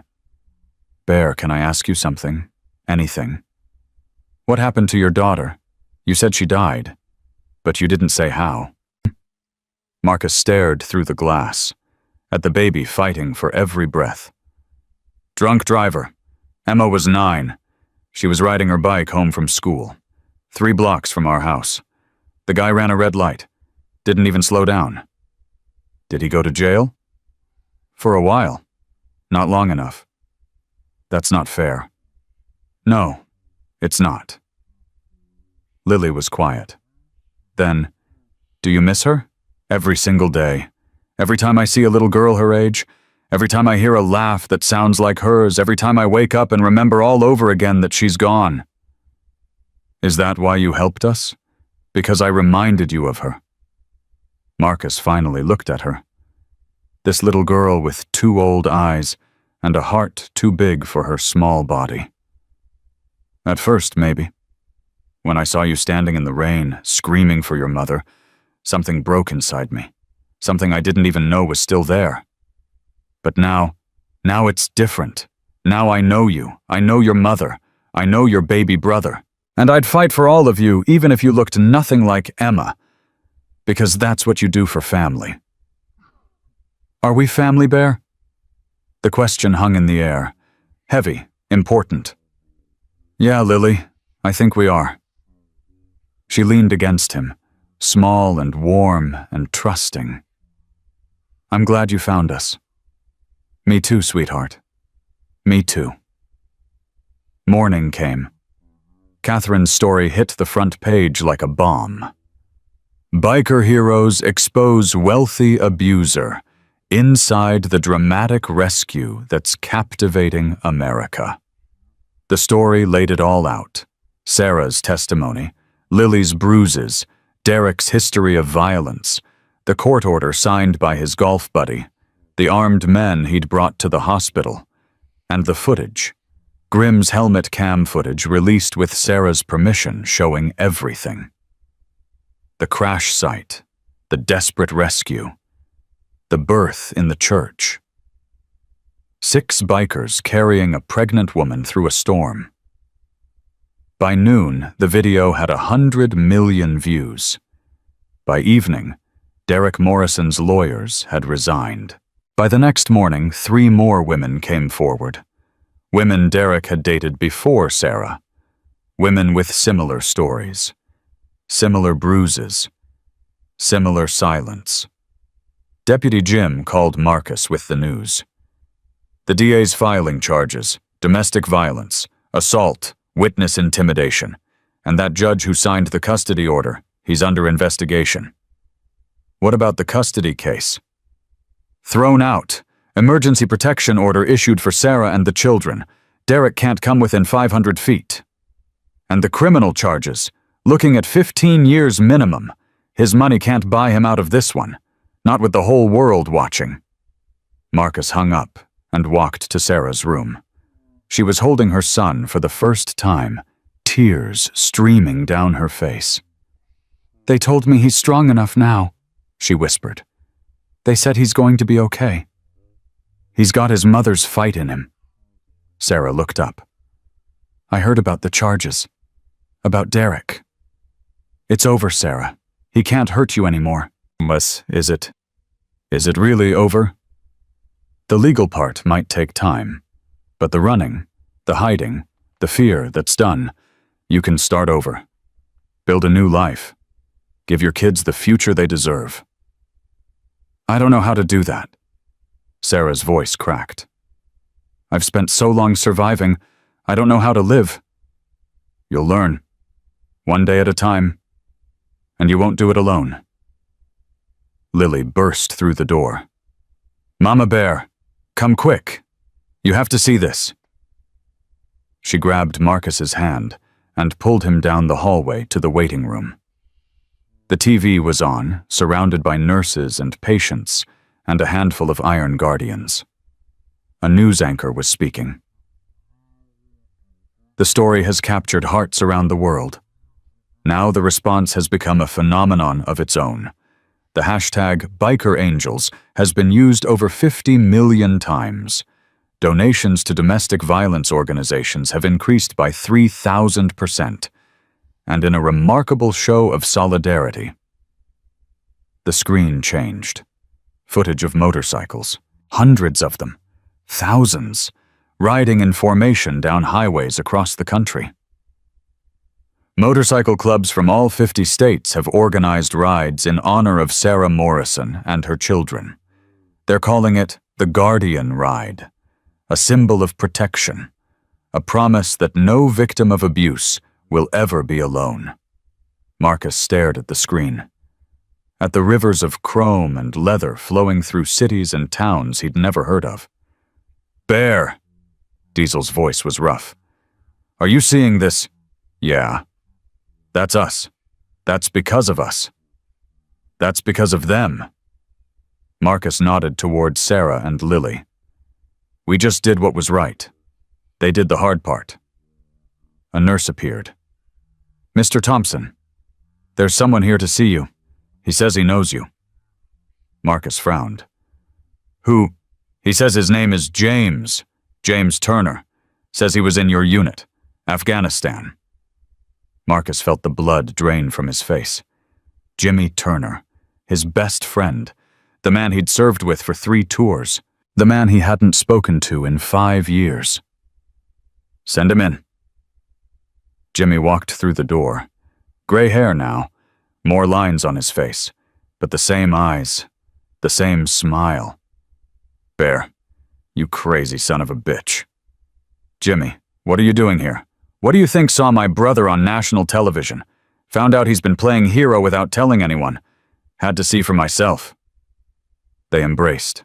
Hard. The way soldiers do. The way brothers do. 5 years, Bear.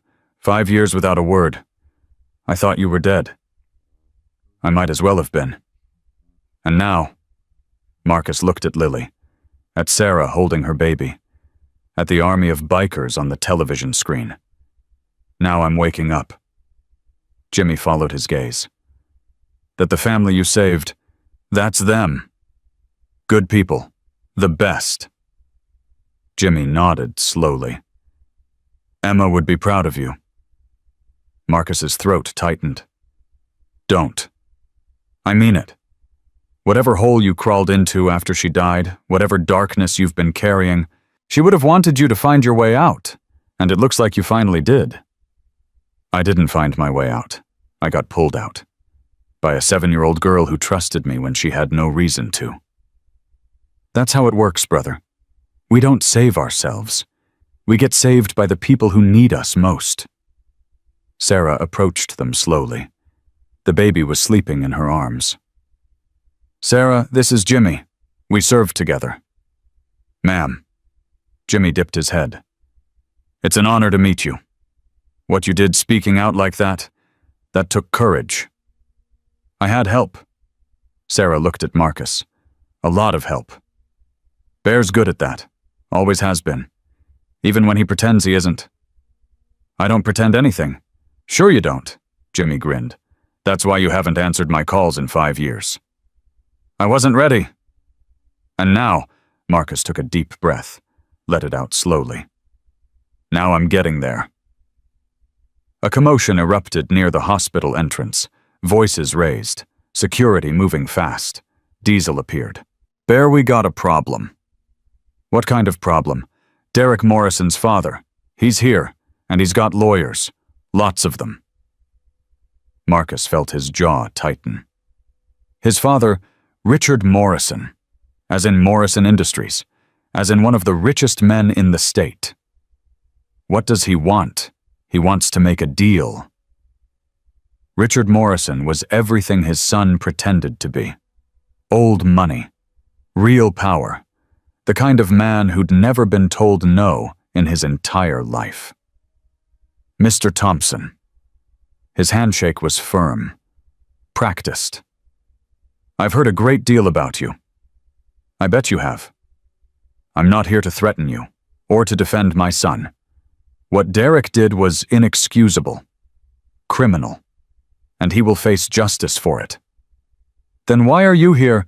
Because I'm a grandfather, and those children in that room are my flesh and blood. Richard's voice softened. Almost genuine. I've made mistakes with Derek. I wasn't there when I should have been. I let money and work consume me. By the time I realized what he'd become, it was too late. So this is guilt. This is responsibility. I may not be able to undo what my son did, but I can help his victims, if they'll let me. Help how? Financial support, a new home, protection, whatever they need to start over. No strings attached, no conditions. Just a grandfather trying to do right by children who've been failed by everyone, including himself. Marcus studied him, looking for the angle. The trap. Why should I believe you? You shouldn't. Not without proof. So here's what I'm offering: a trust fund for Sarah and the children, controlled entirely by her. I can't touch it. Derek can't touch it. It's theirs forever. All I ask is the chance to know my grandchildren, to be part of their lives, to show them that not all Morrisons are monsters. That's Sarah's decision, not mine. I know, but I wanted your blessing first, because I know how much you mean to them, and I know that if you tell her not to trust me, she won't. Marcus was quiet for a long moment. You're right. I don't trust you. I've seen too many rich men make promises they never keep. But I also know those kids deserve every chance they can get. So here's my answer. Prove it. Don't tell me who you are. Show me. Be there when they need you. Fight for them when it's hard. Put their needs above your pride. Do that, and maybe you'll earn a seat at the table. Richard nodded slowly. Fair enough. And Morrison, yes. If you ever do anything to hurt those kids, I'll find you. I don't care how much money you have. I don't care how many lawyers. I'll find you, and I'll make you regret the day you were born. Richard actually smiled. I believe you would. Don't forget it. Sarah listened to Marcus's report in silence. When he finished, she sat back, processing. What do you think I should do? I think it's not my call. I'm asking anyway. Marcus sighed. Richard Morrison is offering you financial security, a fresh start, resources you'd never have on your own. That's not nothing. But he's also Derek's father, the man who raised a monster. Maybe he's changed. Maybe he genuinely wants to make things right. Or maybe this is another form of control, another trap dressed up as charity. So what do? You listen to your gut. You set boundaries. You make him earn every inch of trust. And if anything ever feels wrong, you walk away. No amount of money is worth your peace. Sarah was quiet. Then she looked at Lily. What do you think, baby? Lily considered the question with that too-old wisdom in her eyes. I think people can change. I think Grandpa Richard wants to be good, but I also think we need to be careful, because sometimes people pretend to be good until they get what they want. Sarah smiled sadly. When did you get so smart? I had to be Mama. I had to be smart to survive. Not anymore. From now on, you get to be a kid. Just a kid. Is that a promise? That's a promise. Sarah turned back to Marcus. Tell Richard Morrison I'll meet with him. Once. On my terms. And if I don't like what I hear, the door closes forever. I'll tell him. Bear, yeah. Thank you. For everything. For being the kind of man I didn't think existed. I'm just a guy who happened to be on the same road. You're so much more than that. Sarah reached out and took his hand. You're the reason my children have a future, and I'll never forget it. Marcus squeezed her hand. Once. Firm. Then he walked out to deliver the message, but in the hallway he stopped. A young woman was standing near the nurse's station. Blonde hair, green eyes, maybe 25. She was holding a photograph of Emma. Mr. Thompson, her voice trembled. My name is Rachel Cooper, and I think I have something you need to see. Marcus's heart stopped. Where did you get that picture? That's what I need to tell you. Rachel's eyes filled with tears. The drunk driver who killed your daughter, he was my father. And before he died last year, he gave me something. A letter. For you. She held out an envelope. He wanted you to know how sorry he was. He wanted you to know that not a day went by when he didn't hate himself for what he did. Marcus stared at the envelope, at the picture of Emma smiling back at him. He said you deserved closure, Rachel whispered. He said you deserved peace. Marcus took the envelope with shaking hands. After 5 years of rage and grief and endless questions, The answers were finally in his hands, and he wasn't sure he was ready to open them. Marcus held the envelope like it might explode. His hands wouldn't stop shaking. 5 years of questions. 5 years of rage, all reduced to a piece of paper. "I shouldn't have come," Rachel whispered. "I'm sorry. I'll go."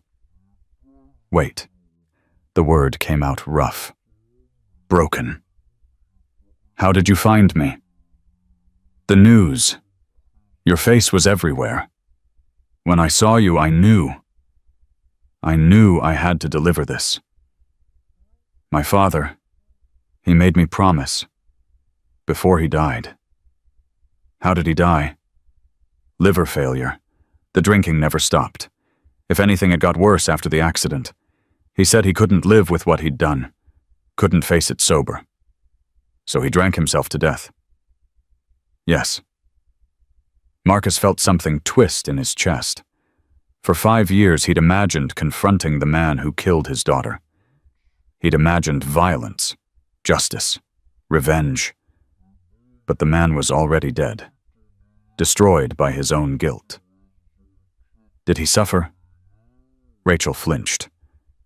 Yes, he suffered every day. "Good. Mr. Thompson, you came here to give me this letter. Fine. It's delivered. Now leave." "I understand your anger. I do. But please, read it. Not for him. For yourself. He wanted you to find peace." "Peace?" Marcus laughed. Harsh, bitter. "My daughter is dead. There is no peace." "Then why are you here? Why did you save that woman and her children? Why did you fight for them like they were your own?" Marcus didn't answer. "Maybe," Rachel said softly, "because Emma would have wanted you to. Maybe because the best way to honor the dead is to protect the living." She turned and walked away, leaving Marcus alone with the envelope. He stood there for what felt like hours. The hospital moved around him. Nurses passed. Patients shuffled. Life continued. Finally, he opened it. The handwriting was shaky, uneven. The words of a man whose hands had stopped being steady years ago. "Mr. Thompson, I don't expect you to forgive me. I don't deserve forgiveness. What I took from you can never be returned, and no words I write will bring your daughter back. But I need you to know that I remember her. Every day. Every hour. I remember the sound of the impact. I remember her bicycle. I remember realizing too late what I had done. I was drunk. I had been drunk for most of that year. My wife had left me. My business had failed. I was angry at the world, and I drove that anger straight through a red light and into an innocent child. Your child. I don't ask for your forgiveness, but I do ask for something else. I ask you to keep living. I ask you to find meaning in the years you have left, because the worst part of what I did wasn't ending Emma's life. It was ending yours. I've watched you from a distance. I know you left your job, your marriage, your friends. I know you climbed onto that motorcycle and disappeared, and I know that's my fault. Not just Emma's death, but your death too. The slow, invisible kind. Please, don't let my sins destroy you. Find someone to love. Find something to fight for. Find a reason to wake up in the morning that has nothing to do with rage. Emma was 9 years old. She deserved to grow up, to fall in love, to have children of her own. I stole that from her, and I stole your chance to see it. But maybe somewhere out there there's another child who needs you, another family who needs protecting. Maybe your daughter's death doesn't have to be meaningless. Maybe it can become the beginning of something new. I'm sorry. Those words are pathetic, inadequate. But they're all I have. I'm so sorry. Thomas Cooper. Marcus read the letter 3 times. Then he folded it carefully and put it in his jacket pocket. He didn't cry. He was beyond tears. But something shifted inside him. Something heavy that had been pressing on his chest for 5 years finally lifted. Not forgiveness, not yet. Maybe not ever. But something close to acceptance. Lily found him sitting in the chapel an hour later. She climbed onto the pew beside him without saying a word. "Bear, are you okay?" "I don't know, sweetheart. I honestly don't know." "What was in the letter?" Marcus looked at her. This little girl who'd seen too much, who understood too much. "An apology. From the man who killed my daughter." "Did it help?" "I thought it would make me angrier. I thought reading his words would make me want to burn the world down." Marcus paused. "But it didn't. What did it make you want?" He was quiet for a long moment. "It made me want to live. Really live. Not just exist. Not just ride from one place to another running from the pain, but actually build something. Mean something." "Like what? Like being there for you, and your mama, and your baby brother, like making sure no one ever hurts you again." Lily leaned against him. "I'd like that, Bear." Yeah, I think Emma would like it too." Marcus felt his throat tighten. "How do you know about Emma?" "You talk in your sleep.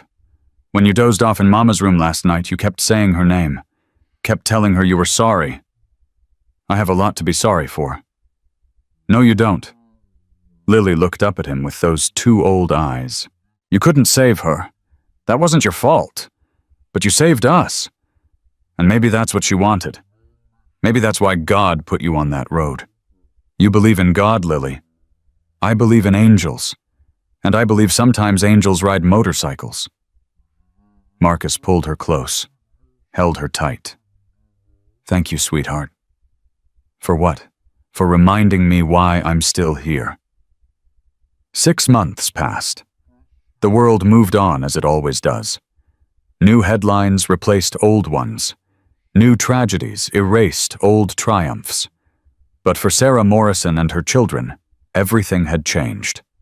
They lived in a small house now 3 states away from everything they'd known. A fresh start. A new beginning. The trust fund Richard Morrison had established meant Sarah never had to worry about money again. She was using it to go back to school, studying to become a counselor for domestic violence survivors. The baby Marcus Gabriel Morrison was thriving. The doctor said he'd need monitoring for a few more years, but his heart was strong. His lungs were clear. He was a fighter just like his mother. And Lily was finally learning how to be a kid. Marcus visited every other weekend. He'd pull up on his motorcycle, and Lily would come running out to meet him. It was their ritual, their routine. Something they both needed. "Bear," she threw her arms around him. "You came. I always come, don't I? Yeah, but I still get excited every time." Sarah appeared on the porch, little Marcus in her arms. She was smiling, actually smiling. Something Marcus hadn't seen in those first desperate days. "Coffee's hot. Come on in." They sat together in the small kitchen, talked about nothing and everything. School, work, the weather. Normal things. Safe things. "Derek's trial starts next month," Sarah said eventually. "The prosecutor says they've got enough to put him away for 15 years. Good. He deserves more. He deserves worse. But I'll take what I can get." "How are you feeling about testifying?" Sarah's smile faded slightly. "Scared, but ready. I've been working with a therapist, processing everything. The fear isn't gone, but it's manageable." "You're stronger than you think, Sarah." "I had good teachers." She reached across the table and squeezed his hand. "Thank you, Marcus. For everything." "You don't need to keep thanking me." "Yeah, I do. Because every morning I wake up in this house with my children safe, I remember that none of it would exist without you. Without all of you. The Iron Guardians are just a phone call away. You know that. I know. But it's not just the protection. It's the hope. You gave me hope when I had none left. That's worth more than anything. Lily burst through the kitchen door. Bear, come see my room. I decorated it myself. Marcus let himself be dragged away, grateful for the interruption. He was never good at receiving thanks. Lily's room was an explosion of color. Drawings covered every wall. Rainbows and flowers and motorcycles. See this one? She pointed to a picture near her bed. That's us. The night you found us. Marcus looked at the drawing. A little girl standing in the rain. 6 motorcycles in the distance. A woman lying in a crashed car. And above it all, a single word in wobbly letters, hope. It's beautiful, Lily. I'm going to be an artist when I grow up, or a doctor, or maybe both. You can be anything you want. Because of you. Because of you. You're the one who fought Lily. You're the one who trusted when trust was the hardest thing in the world. I just showed up. Sometimes showing up is everything. Marcus knelt down to her level. You know you're the wisest 7-year-old I've ever met. I'm 8 now, Bear. Remember, my birthday was last month. 8. Right. I'm getting old. You're not old. You're experienced. He laughed. Actually laughed. It still surprised him when it happened. Come on. Lily grabbed his hand. There's something I need to show you, outside. She led him to the backyard where Sarah was waiting with Doc Diesel Grimm and the rest of the Iron Guardians. A banner hung between 2 trees. First annual Guardian Ride. What's this? Doc grinned. It's a tradition now, Bear. Every year motorcycle clubs across the country ride to raise money for domestic violence victims, all because of what happened that night. This year's ride raised $2 million, Diesel added. $2 million. Can you believe that? And it starts here? Sarah said. From this house. Because this is where it all began. This is where everything changed. Marcus looked at his brothers. At Sarah and her children. At the banner flapping in the wind. I don't know what to say. Don't say anything. Just ride. The motorcycles lined up on the street. Dozens of them, now not just 6. Iron Guardians and friends and allies from clubs across 3 states. Lily appeared beside Marcus with a tiny leather vest. Little Guardian was stitched across the back. For me, for you, you're one of us now, officially. Lily put on the vest with trembling hands. It was way too big, falling past her knees, but she wore it like armor. How do I look? Like a guardian. The ride lasted 3 hours. They wound through small towns and open highways past cheering crowds and waving children. News cameras captured every moment. The story that had started on a rainy night 6 months ago was still being written. When they returned to Sarah's house, the sun was setting. The riders gathered on the lawn, exhausted and exhilarated. Marcus found a quiet moment alone. He walked to the edge of the property, looking out at the horizon. Jimmy found him there. Hell of a day, brother. Hell of a year. You okay? I think so. For the first time in a long time, I think I actually am. Emma would be proud. You keep saying that. Because it's true. She was always the best part of you, Bear. The kindness, the compassion, the need to protect everyone around you. That came from being her father. I failed her. You didn't fail her. You lost her. There's a difference. Marcus was quiet. Then, I read the letter from the drunk driver. And I don't know how to feel. I spent 5 years hating him, dreaming about making him pay. And now he's dead, and all I have is a piece of paper full of apologies. Did it help reading it? Not the way I expected. I thought closure would feel like victory, like winning. But it doesn't. It feels like letting go, releasing something I've been carrying too long. That's exactly what it's supposed to feel like. I'm not sure I know how to live without the anger. You're learning. Every time you show up for that little girl. Every time you stand between Sarah and her past. Every time you choose hope over rage. You're learning. Marcus turned to face his old friend. I need to ask you something. Anything.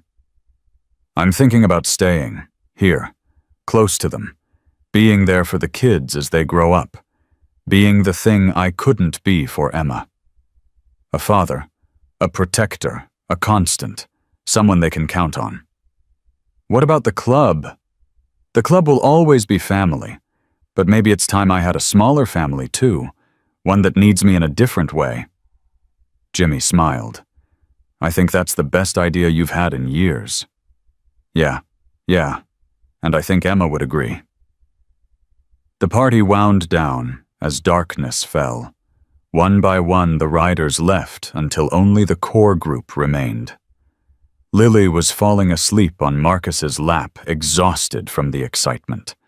Sarah sat beside them, little Marcus, nursing quietly.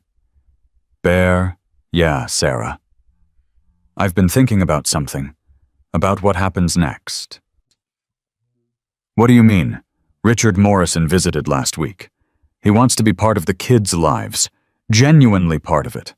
He's been sober for 4 months, going to therapy, trying to understand how he raised a monster. Do you believe him? I believe he's trying, and I believe the kids deserve a chance to know their grandfather, the man he's becoming, not the man he was. That's your call. I know, but I wanted your blessing. Marcus looked at Lily sleeping peacefully against his chest, at the baby in Sarah's arms, at this family that had somehow become his own. Richard Morrison didn't save your life. He didn't fight for your children. He didn't earn his place at this table.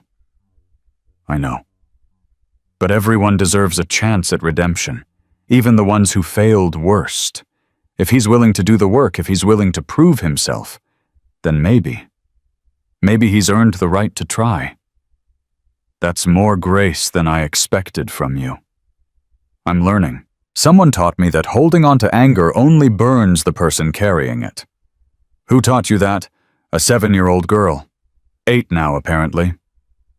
Sarah laughed softly. She teaches us all, doesn't she? Every day. The stars came out. Marcus sat on the porch, Lily still asleep in his arms. He didn't want to move, didn't want to break the spell. Doc sat down beside him with 2 beers. Thought you could use one. Thanks. They drank in comfortable silence. What happens now, Bear? Now we keep going, keep riding, keep showing up for people who need us. The Guardian ride is getting bigger every year. Clubs from Europe are reaching out. Asia, Australia, they want to be part of it. Then we let them. This isn't about us anymore. It's about the message. It's about proving that help exists, that strangers can become family, that the world isn't as dark as it sometimes seems. That's a big mission. We've got big hearts. Doc smiled. When did you become such an optimist? About 6 months ago, when a little girl trusted me enough to climb on my motorcycle. Lily stirred in his arms. Her eyes fluttered open. Bear, am I dreaming? No, sweetheart, you're awake. Good. I don't want this to be a dream. Dreams end. This isn't ending, Lily. This is just beginning. She snuggled closer. Promise. I promise. And for the first time in 5 years, Marcus meant it. 15 years later. A young woman walked through a hospital corridor. She wore scrubs and a stethoscope. Her ID badge read, Dr. Lily Morrison Thompson. Pediatric surgery. She paused outside a patient's room, composing herself. This one was tough. A little girl 7 years old. Injuries consistent with abuse. Terrified of everyone except her mother, who lay in the next room recovering from her own wounds. Lily had seen cases like this before. Too many times. But this one hit different. This one felt like looking in a mirror. She knocked softly and entered. "Hi there. My name is Dr. Lily. Is it okay if I sit with you for a minute?" The little girl nodded, her eyes huge and scared. "I know you're frightened. I know everything feels terrible right now, but I want to tell you something important." "What? When I was your age, I was just like you. I was scared all the time. I thought no one would ever help me. I thought I was alone." "What happened?" Lily touched the locket around her neck. The one Marcus had given her on her 16th birthday. The one that had belonged to Emma. "Someone found me. Someone I never expected. And they changed everything." "Who?" "A man named Bear. He rode a motorcycle and had tattoos and looked scary. But he was the gentlest person I ever knew. He taught me that real angels don't have wings. Sometimes they have leather jackets and loud engines." The little girl's eyes widened. "Bears are big." "Yes, they are. And this bear was the biggest of all. But he had the biggest heart, too. He saved my life. He saved my mom. He saved my brother." "Is he still alive?" Lily's smile flickered. Just for a moment. "He lived a long, beautiful life. He passed away 2 years ago, surrounded by the family he built. Not the family he was born into, but the family he chose. The family that chose him. Were you there?" I was holding his hand when he went. The last thing he said was, "Keep protecting them, Lily. That's how you honor the ones you've lost." "And do you protect them?" Lily looked at this broken child, at the fear in her eyes, at the hope struggling to survive beneath it. "Every single day. And now I'm going to protect you too, if you'll let me." The little girl reached out her hand. Lily took it. "Don't let go," the girl whispered. "Never," Lily promised. "That's not what guardians do."